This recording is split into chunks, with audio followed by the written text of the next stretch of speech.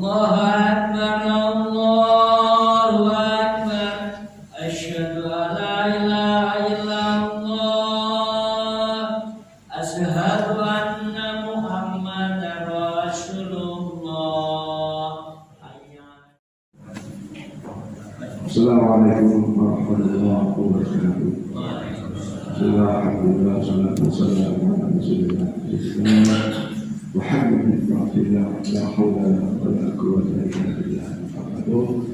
Hadirin hadirat sekalian, jamaah masjid Al-Salam, sholat subuh dan jamaah kuliah subuh sudah berangkat di Masjid Al-Salam.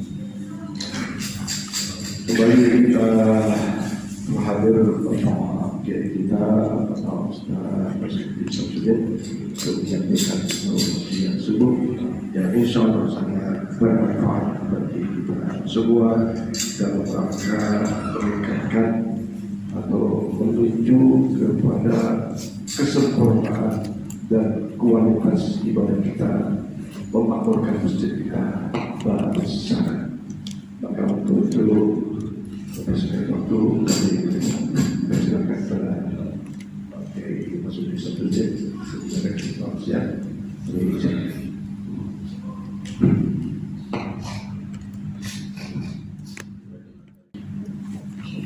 Assalamualaikum warahmatullahi ta'ala wabarakatuh. Alhamdulillahi rabbil alamin wa bihi nasta'in ala umuri dunya waddin. Allahumma salli wa sallim ala sayyidina Muhammadin abil qasim al-amin wa ala alihi wa sahbihi ajma'in, amma ba'du.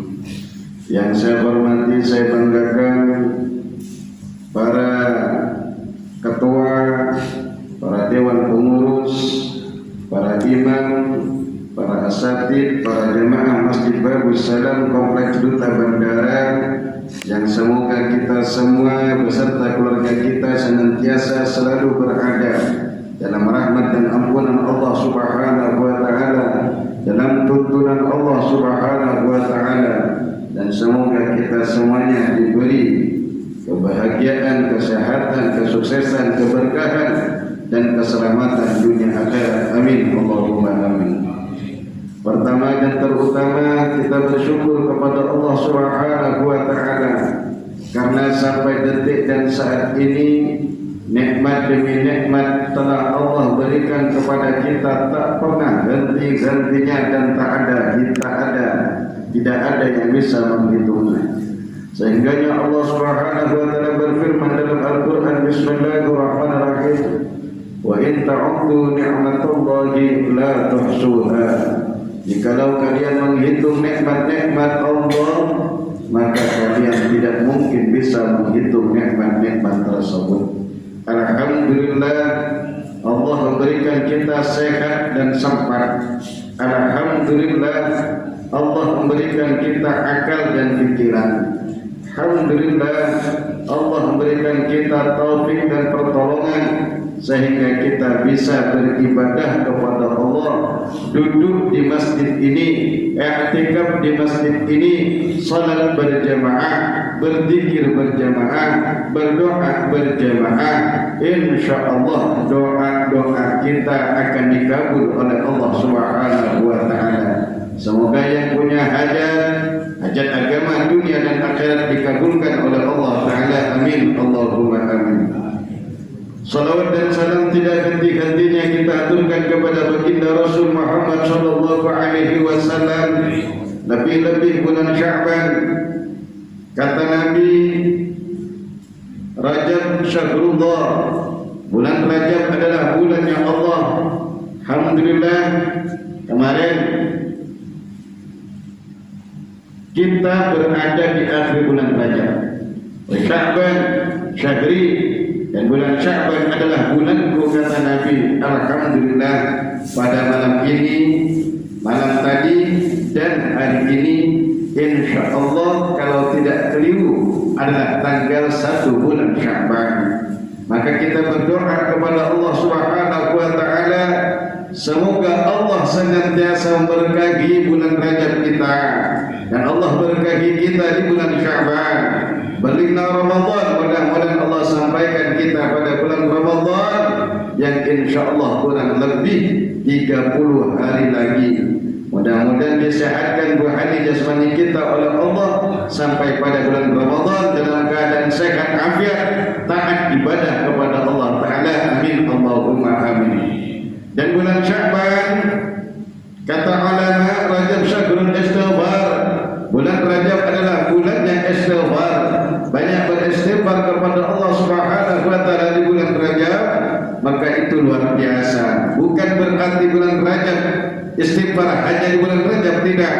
Setiap saat kita beristighfar kepada Allah Subhanahu wa taala karena kita sebagai manusia tentunya adalah tempat salah dan dosa. Kemudian Sya'ban syahrul salati ala Nabi Muhammad sallallahu alaihi wasallam, dan bulan Sya'ban adalah bulan yang bersalawat kepada kanjeng Nabi Muhammad sallallahu alaihi wasallam. Maka perbanyaklah di bulan Sya'ban ini selain ibadah-ibadah yang wajib lainnya, selain ibadah-ibadah sunnah yang lainnya, maka perbanyak bulan membaca salawat kepada kanjeng Nabi Muhammad sallallahu alaihi wasallam. Wa Ramadan syahrul Quran, dan bulan Ramadan adalah bulannya Al-Quran. Hadirin yang semoga dibanggakan oleh Allah Subhanahu wa taala. Kita masuk pada kajian fikih kita.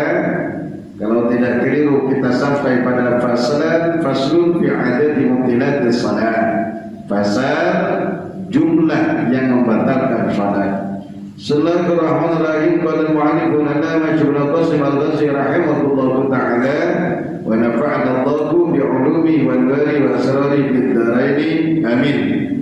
Faslun fasal fi adadi mubtilatis salat, dalam menerangkan jumlah beberapa perkara yang membatalkan salat. Kita kemarin sudah membahas tentang rukun salat, fardunya salat. Maka sekarang kita sampai pada hal-hal yang membatalkan salat. Walladhi yabtulu bihi salatu ahada asyara syai'an. Adapun perkara yang dengannya salat bisa menjadi batal, walladhi yabtulu bihi salata ahada asyara syai'an.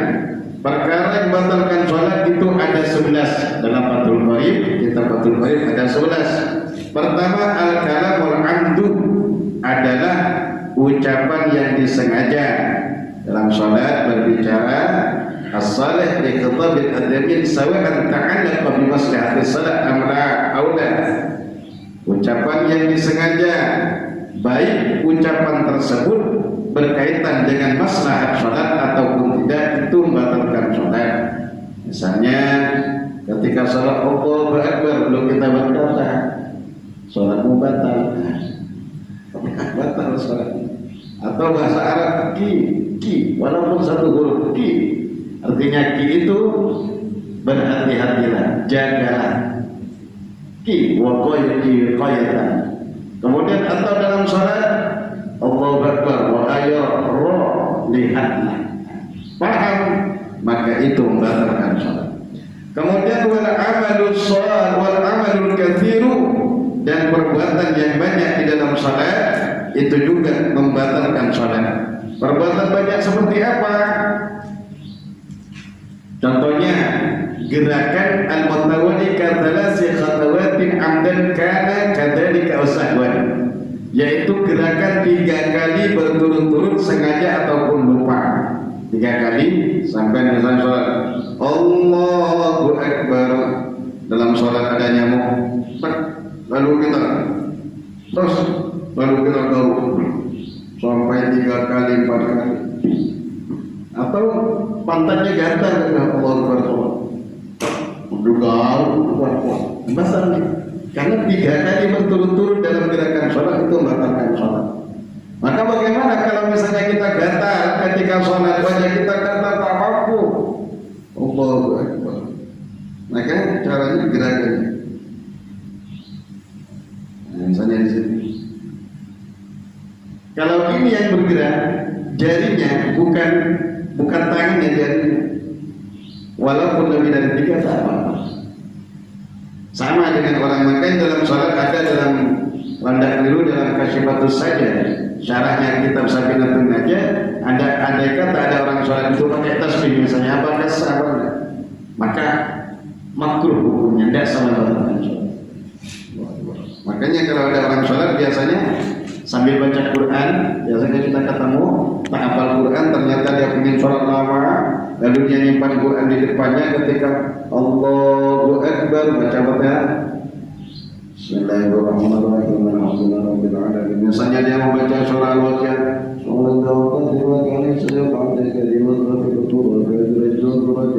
sifat Allahu Akbar dan seterusnya. Itu tidak membatalkan sholat. Kemudian amal-amalul qalilu fala tabtulu sholatu bihi. Adapun perbuatan yang sedikit, yakni satu gerakan atau dua gerakan, maka itu tidak membatalkan sholat. Sholat tidak batal karenanya. Kemudian yang juga membatalkan sholat wal hadatsul asgharu wal akbaru. Hadas kecil atau dan hadas besar itu membatalkan sholat. Ketika sholat Allahu Akbar, tiba-tiba keluar angin, batal sholat.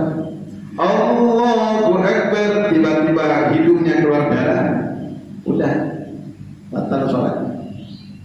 Wala hadasun asgharu, hadas kecil berarti wala hadasun asgharu, hadas kecil. Sholat tiba-tiba keluar kencing, batal sholatnya. Sholat tiba-tiba menyentuh, ada seorang wanita menyentuh kita, batal. Istri kita Allahu Akbar, ternyata istri kita tak sengaja menyentuh kita, batal sholat. Hadasun asghar wal akbar, dan hadas besar. Sholat tiba-tiba keluarin sperma misalnya kejadian, batal. Kemudian wa qudusun najasah, dan yang ketiga membatalkan sholat qudusun najasah ialah datangnya najis allati la yuqfa anha, najis yang tidak dimafu walau waqa ala thawbi najasatun ya bisatun fataqudu sawahu ala lam tabtul salatuhu. Jadi datangnya najis yang tidak dimafu. Contohnya Allahu Akbar dalam sholat, tiba-tiba ada cicak buang kotoran ke pakaian kita. Ternyata melekat, tak bisa langsung terbuang, maka batal sholat, udah berhenti sholat. Kalau dia bisa, walau waqa'ala sawbi najasatun, dia bisa. Ini andai kata kejadian. Walau waqa'ala sawbi najasatun, dia bisa. Andai kata ada najis yang kering terjatuh ke pakaian orang yang sedang sholat, fatamfudu sawbahu halan, lalu dia mengipaskan pakaiannya secara langsung. Terus misalnya ada cicak kering, lalu pakainya kita, atau dia jatuh, ketika jatuh dia langsung jatuh ke bawah, tidak melekat, tapi dengan catatan najisnya itu najis kering. Kalau kira-kira kalau cicak buang kotoran, baru buang kotoran, kira-kira bahasa apa itu? Karena tidak melekat dari bau, wow. Berarti tak lam tabtul sholatuhu, kalau dia kering najisnya, kemudian dia langsung bisa kita buang dengan cara apa saja, maka lam tabtul sholatuhu, maka tidak batal sholatnya. Kalau basah maka batal. Wa kishaful aurati amdan, dan yang juga membatalkan sholat ialah terbukanya aurat dengan sengaja. Aurat terbuka dengan sengaja itu batalkan sholat. Makanya hati-hati, misalnya sampean laki-laki pakai baju termasuk pusar, ini aurat. Nanti kalau pakai baju kemudian tak pakai kain dalam, kaos dalam, maka biasanya itu terbuka pusarnya. Ternyata tak sadar, ternyata pusar kita terbuka. Atau bagi anak muda biasanya sholat, kemudian dia mohon maaf, badannya gemuk, kemudian sholat dia pakai baju kaos dalam saja. Ketika rukuk, yang di bawah celananya ke bawah, yang bajunya ke atas. Nah itu kan tampak biasa celah-celahnya itu. Nah itu berarti bagaimana? Itu batal batal sholatnya. Kenapa? Terbuka auratnya. Karena aurat laki-laki antara pusar dan lutut.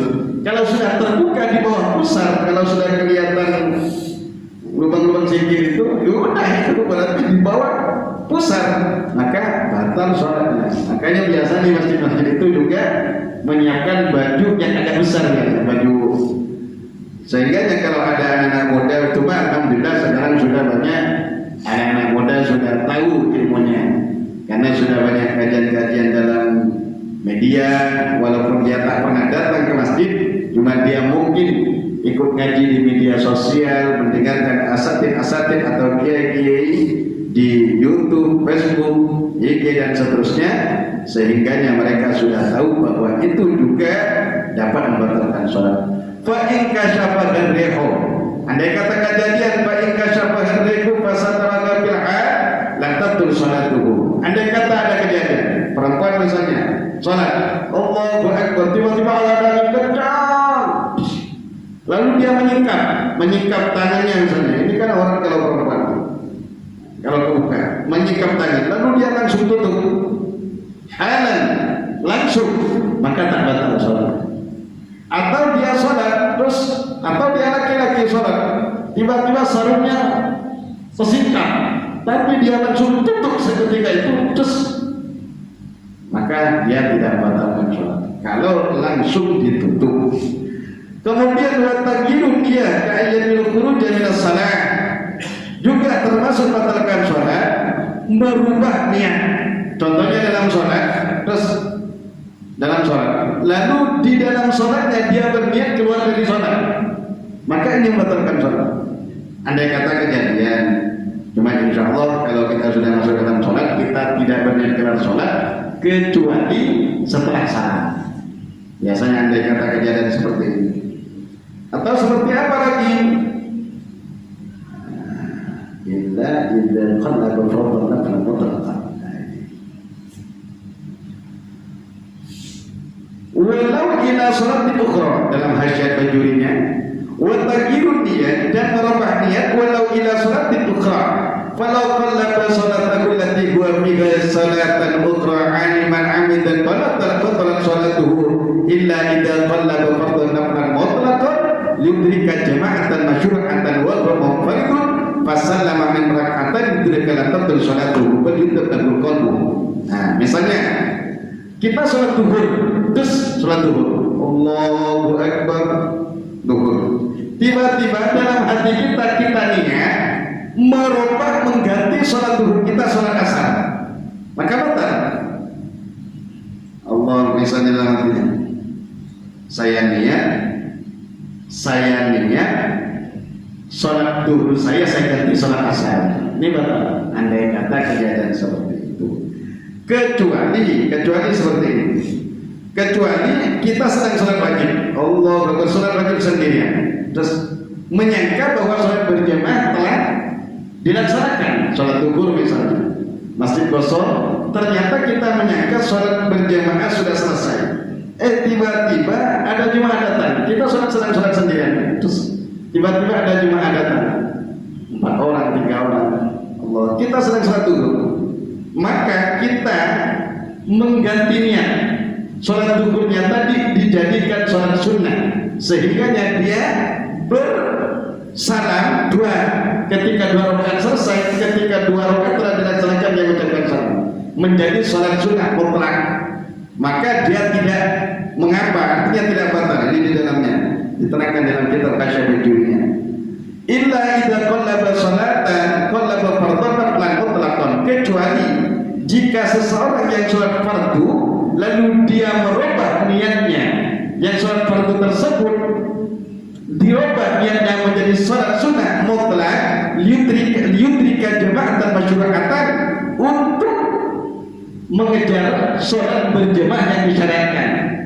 Tadi seperti tadi contohnya sholat zuhur sendirian, tiba-tiba ada jemaah datang terus dia ingin berjamaah dan dia ganti sholatnya tadi, keburu sudah ada di dalam sholat, maka dia niatkan bahwa ini adalah sholat sunnah mutlak, dan saat 2 rakaat selesai, assalamualaikum, lalu kita kejar sholat berjamaahnya, maka ini lam tabtul, tidak batal salatnya.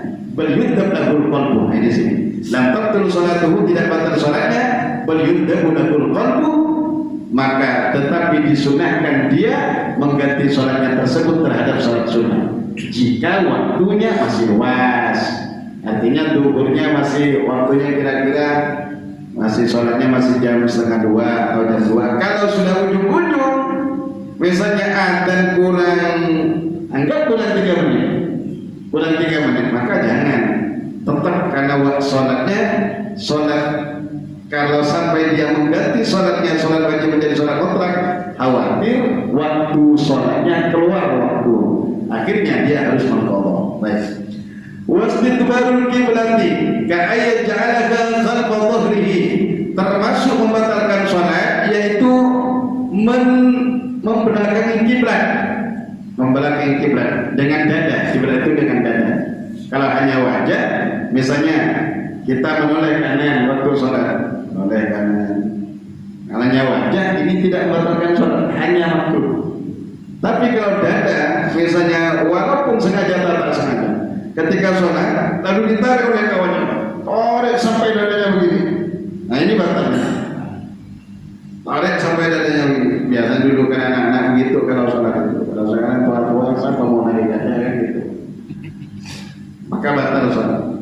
Wal aklu wa syurbu katsiran kana al-maqulu wa syurbu qalilan, makan dan minum yang banyak atau sedikit dalam sholat. Contohnya makan dan minum yang banyak, illa yakuna syaksu fi hadhihi surah jahilan tahrimat dzalik. Ini saking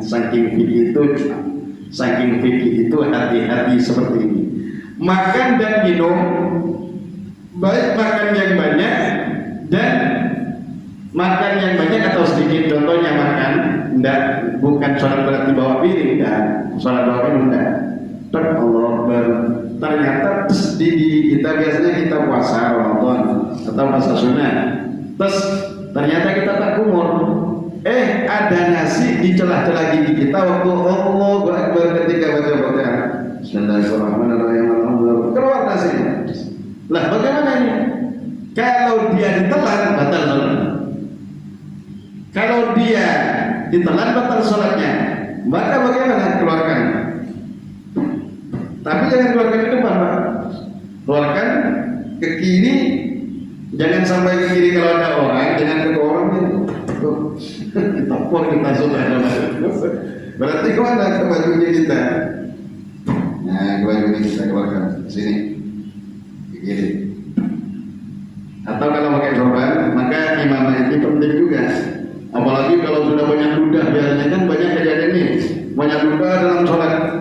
Saat banyak ludahnya, kalau kita tak keluarkan mengganggu kebacaan kita. Maka bagaimana? Ketika Allahu Akbar, kalau di masjid kena ke sejadah, berarti ke baju kita. Atau kalau kita pakai imamah ini pakai rida, pakai sorban, kan orang tak tahu. Kalau kena kita kan tak. Maka ke pinggir kiri, jangan ke depan. Bersalat. Kemudian illa ayakuna syasru bi hadhihi surah jahilan tahrimat dzalik, kecuali orang yang menelan ini itu tidak tahu bahwa ini haram hukum. Misalnya bodoh, tidak ada kiai atau ulama, tidak ada kajian apa-apa, ternyata dia sholat Allahu Akbar sambil ternyata ada butir-butir nasi dia telan, tak tahu dia. Kalau sudah ada kajian, ada kiai, ada ulama menyampaikan, lalu dia masih melakukan, maka batal. Kemudian yang membatalkan sholat wal qahqah, ketawa terbahak-bahak dengan sholat Allahu Akbar. Begitu juga nangis keras.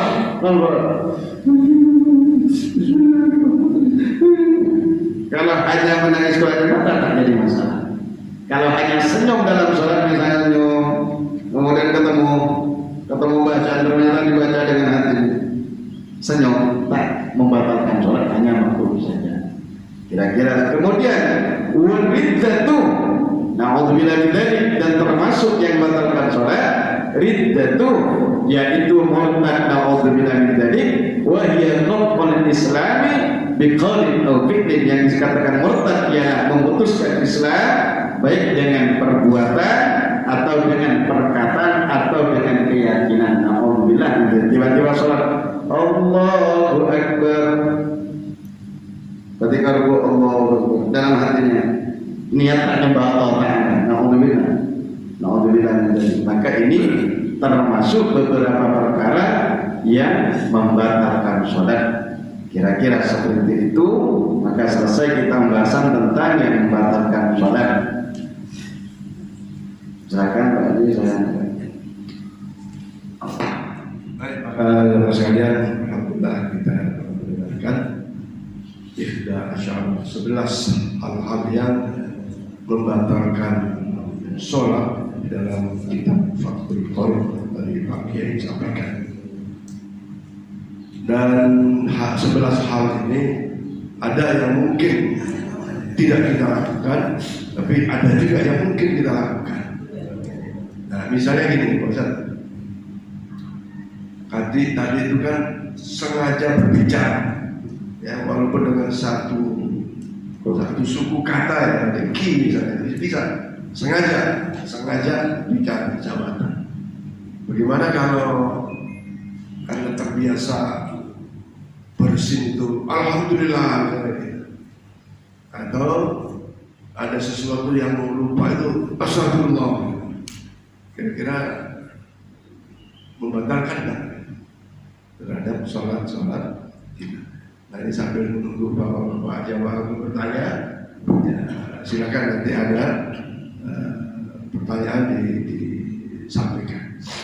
Yang kedua yang menjadi penting, terutama tadi kalau kita buka puasa bersama, waktunya sangat mepet, begitu belum selesai mengunyah, terus komat, ya, pasti ada sisa-sisa makanan di dalam mulut kita. Terus ya nggak tahu, ada yang menelan, mungkin ada juga yang tidak menelan. Kalau tidak menelan, cuma tidak meludahkan, tapi hanya ditahan di mulut, bagaimana itu Pak Ustaz? Saya kira demikian. Nanti silakan yang lain bertanya. Baik. Allahu Akbar dalam salat. Bismillahirrahmanirrahim. Kemudian ada orang yang bersin atau kita bersin. Alhamdulillah. Apakah membatalkan sholat? Tidak, karena itu bukan pembicaraan.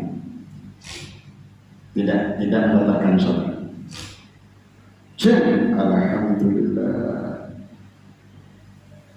Karena itu bukan pembicaraan. Itu karena apa? Dalam sholat itu masuk dalam sabdanya Nabi, inna hadis salat la yasdu fiha syai'un min kalamin nas. Ini dalam hadis Nabi, di dalamnya ada bahwa sholat ini tidak patut di dalamnya sesuatu atau sedikit dari pembicaraan manusia. Sholat itu diantaranya adalah tasbih, tahlil, tahmid, dan ini termasuk tahmid, memuji Allah Subhanahu wa Ta'ala.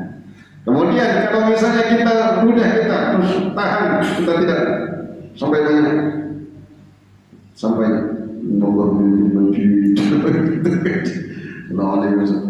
tak apa-apa, saya penting jangan ditelan. Kalau sudah banyak di mulutnya, cuma kalau hanya sedikit seperti biasa, duda-duda kita tidak membatalkan sholat.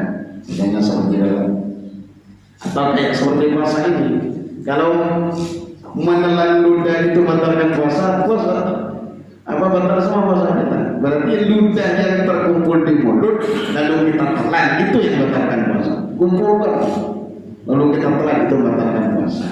Juga seperti itu membatalkan sholat dan seterusnya. Kebetulan juga kalau bisa sekarang tanggal 1 Sya'ban yang mampu puasa silahkan. Sudah sarapan Pak ya? Kalau belum sarapan ya Pak. Santri alhamdulillah, santri kami 3 hari puasa, 1, 2, 3. Cuma kalau tidak puasa ini nanti nisfu Sya'ban tanggal 15 Sya'ban usahakan puasa sunnah. Niat saya puasa besok tanggal 15 Sya'ban sunnah karena Allah Ta'ala. Nanti 15 Sya'ban itu termasuk nisfu Sya'ban, malam termulia kedua setelah malam Lailatul Qadar. Malam termulia kedua biasa di sini malam mana, Pak? Jadi kita isi sholat tasbih kah, silakan. Sholat tasbih kah, sholat witir kah, sholat yang penting intinya sebisa mungkin sholat maghrib dan sholat isya berjamaah serta berusaha untuk sholat subuh berjamaah. Itu paling inti menghidupkan malam. Kira-kira seperti itu. Wallahu a'lam bishawab. Silakan Pak. Assalamualaikum warahmatullahi wabarakatuh. Assalamualaikum. Ini Pak Ustadz, kadang-kadang ada kan imam itu saking terharu sampai nangis isya apa itu membatalkan sholat. Yang pertama, kan ada kadang-kadang imam itu kalau saking terharunya membaca ayat sama kayak menangis gitu. Apakah itu termasuk membatalkan sholat? Yang kedua, ini berhubungan dengan persentuhan sama istri. Kadang-kadang kita kan salaman sama istri mencium tangan. Apakah itu membatalkan wudhu sekaligus membatalkan sholat kita? Dan ada pendapat yang mengatakan suami dan istri itu bersentuhan itu tidak membatalkan wudhunya. Itu kan ada salah satu pendapat. Apakah kita mengikuti pendapat itu jadi kita tidak batal, atau kita mengikuti yang bersentuhan suami istri itu menjadi batal? Karena kesal saya kalau batal wudhu otomatis sholat kita juga batal, kan Pak Ustaz? Gimana Pak Ustaz? Assalamualaikum warahmatullahi wabarakatuh. Assalamualaikum warahmatullahi wabarakatuh. Baik. Allahu Akbar, nangis. Sampai nangis. Wah. Menurut sebagian pendapat batal. Cuma ada kejadian seperti itu sampai khusyuk, sampai terseduh-seduh biasa imam-imam di Makkah itu. Kemudian yang kedua, istri itu bukan mahram sebenarnya. Istri bukan mahram. Menjadi mahram ketika kita nikah. Maka mazhab Syafi'i, kita ini mazhab Syafi'i, menyentuh istri batal karena bukan mahram. Menjadi mahram karena dia kalau dia cerai, bukan mahram.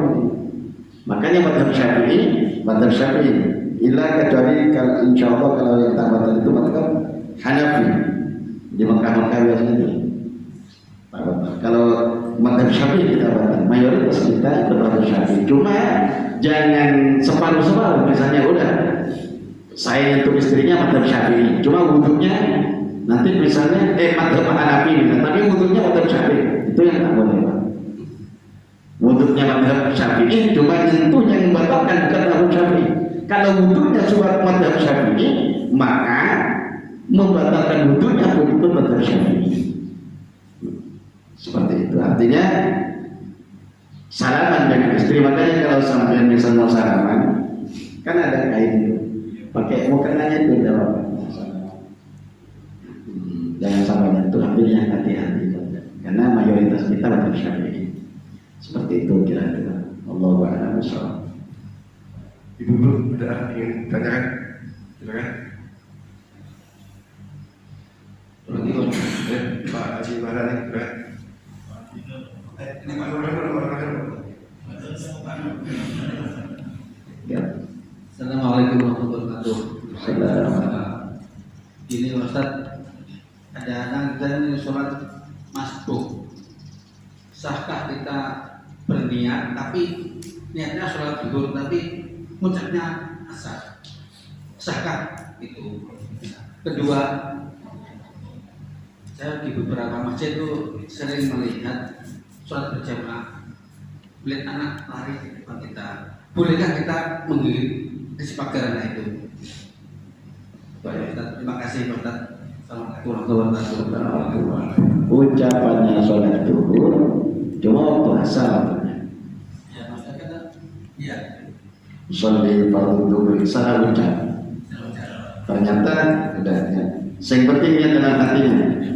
Dan ini kan dalam fikih ini hanya sunnah melapangkan saya. Yang penting niatnya. Hanya sunnah usolli fardu zuhur.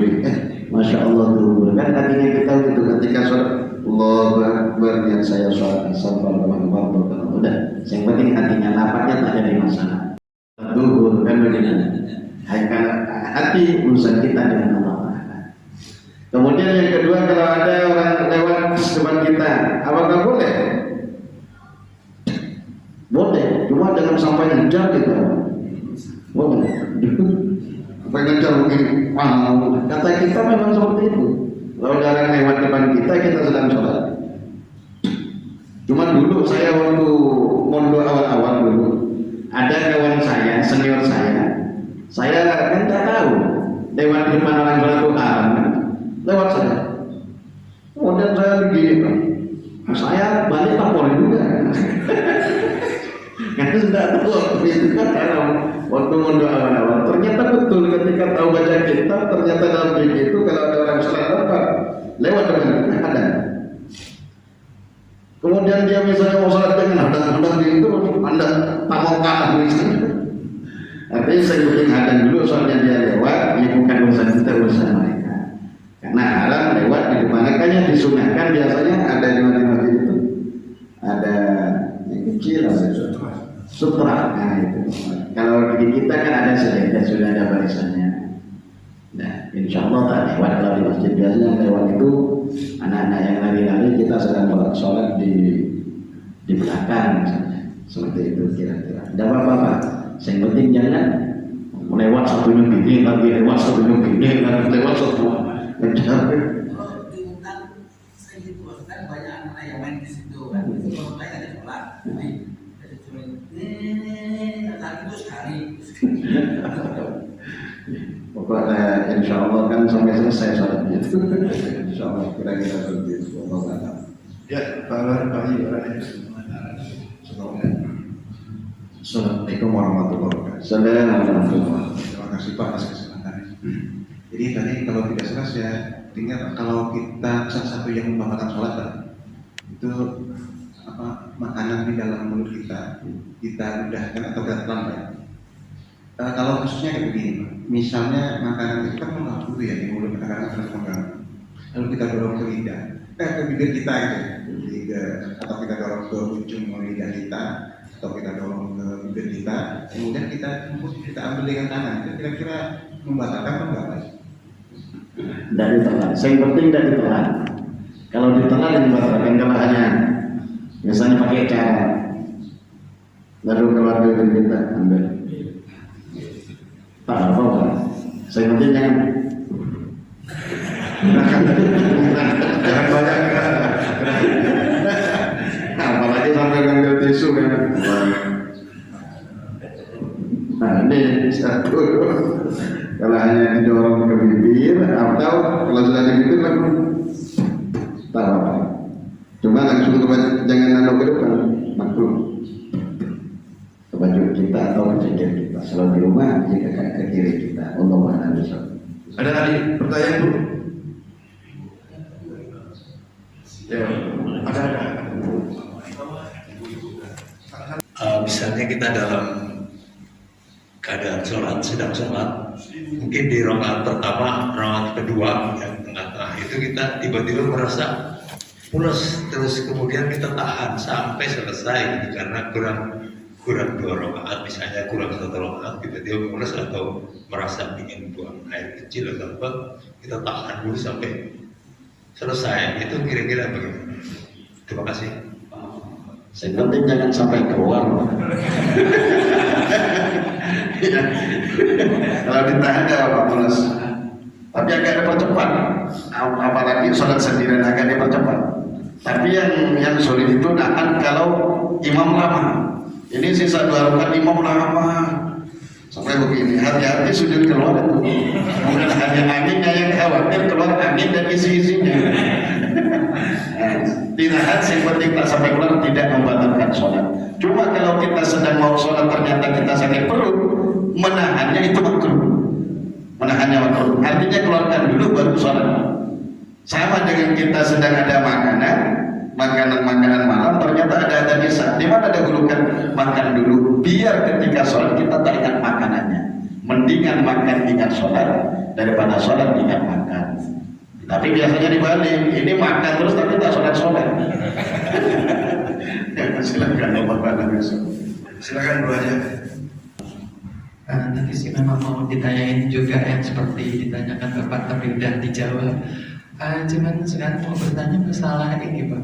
Kalau perempuan itu kan pakai mukena, terus kalau sujud itu mukenanya itu kan kadang suka ketutup gitu ya. Jadi nggak kena langsung ke sajadah. Itu hukumnya apa Pak Ustaz? Apakah sah atau batal atau apa gitu? Terima kasih. Assalamualaikum warahmatullahi wabarakatuh. Allah sujud, ketika sujud harus jangan sujud ke mukena. Ketika saya kan mukena ini, enggak ini mukena. Jangan sampai sujud Allah sampai sujud ke mukena. Karena Allah yasjudu ala syai'in yataharraku bi harakatihi. Orang yang sujud itu jangan sampai bersujud kepada sesuatu yang dia bergerak dengan gerakan sholatnya. Kalau mukena kan bergerak dengan gerakan sholat. Kalau dia sujud kepada mukenanya, maka otomatis sujudnya tak sah. Artinya bagaimana? Ketika sujud, usahakan mukenanya itu jangan sampai kita sujudi. Sama dengan mau sorban ini Pak. Sorban atau imam kita yang pakai sorban, tiba-tiba kita sujud, kita sujud ke sorban, Allah. Sama. Artinya kalau sudah lepas tak apa-apa Pak. Kalau sudah lepas seperti misalnya kita pakai rida, pakai sorban, tiba-tiba sorbannya jatuh lalu kita sujud ke sorban, tak apa-apa. Karena dia sudah tak bergerak dengan gerakan sholat kita. Sama dengan mukena itu, artinya jangan sampai sujud kepada mukenanya. Karena dia berarti sujud kepada sesuatu yang dia bergerak dengan gerakan sholatnya. Bisa tidak sah sujudnya. Kalau sujudnya tak sah, maka berarti sholatnya tak sah. Kecuali dia tidak tahu ketika itu. Bagaimana kalau begini Pak Ustaz? Pas kita mau sujud, itu kan suka ikut tuh. Terus kita giniin dulu, baru kita sujud itu. Ditarik. Ya, jangan betul seperti itu. Ditarik. Dia kan bukan gerakan-gerakan membatalkan sujud, dia kan gerakan sesuai dengan gerakan kita mau sujud. Jadi dia tidak dihitung gerakan. Jadi ketika sujud tarik atau perempuan kan begini. Yang penting jangan sampai bersujud ke mukenanya. Itu Allah Ta'ala besok. Segera jelas sudah. Dan ini memang banyak ibu-ibu yang bahkan kedua tangannya tuh seakan menggelar, melebarkan mukenanya gitu. Karena ada kerudungnya. Karena kan ada istilah kerudung sari yang sampai ke bawah gitu. Dan pada saat sujud itu seperti ditarik ke depan gitu ya.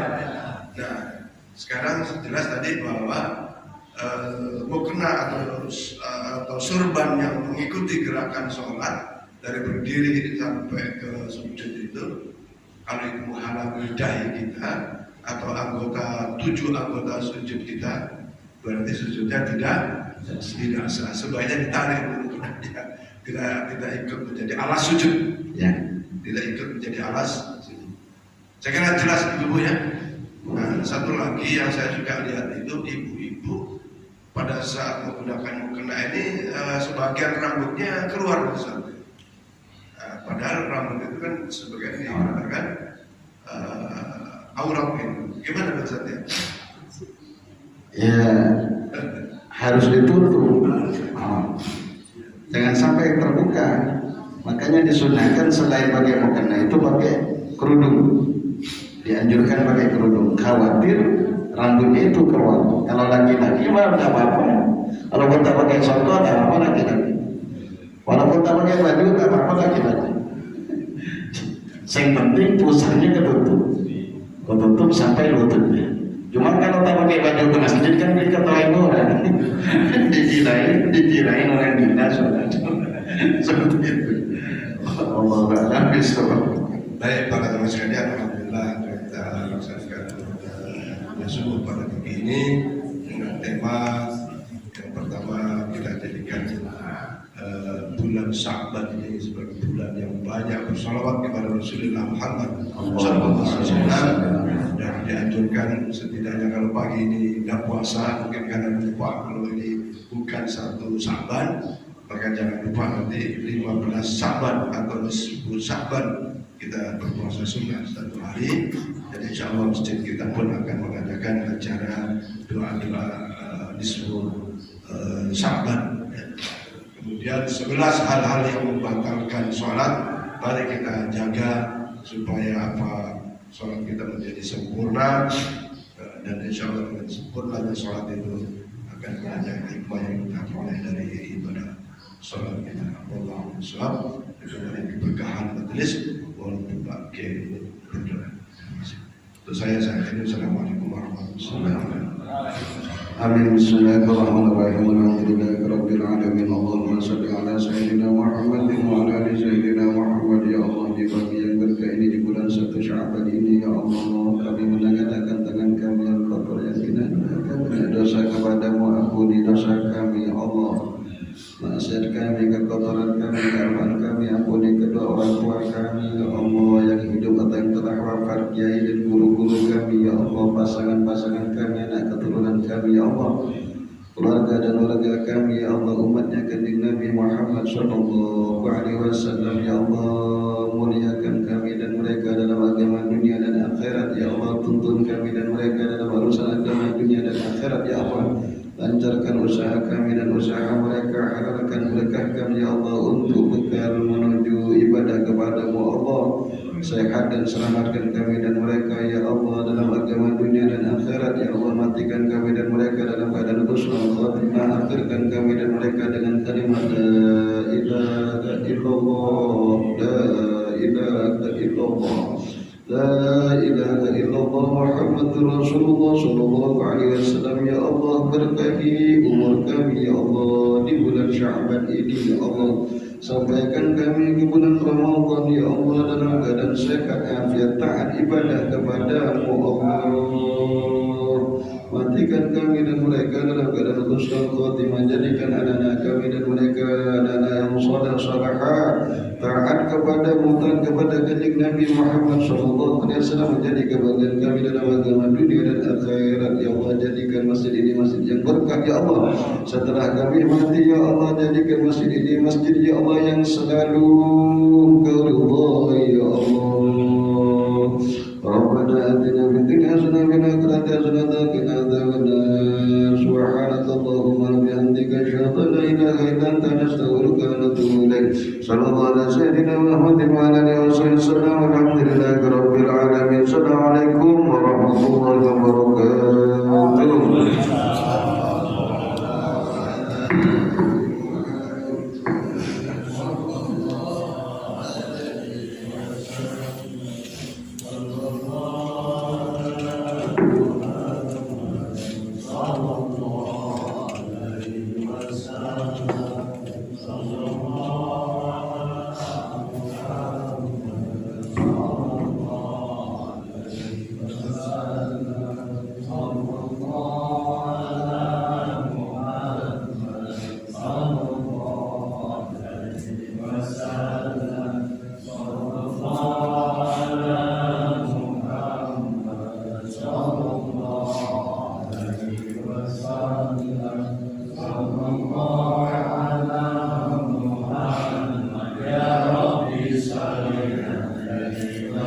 Sallallahu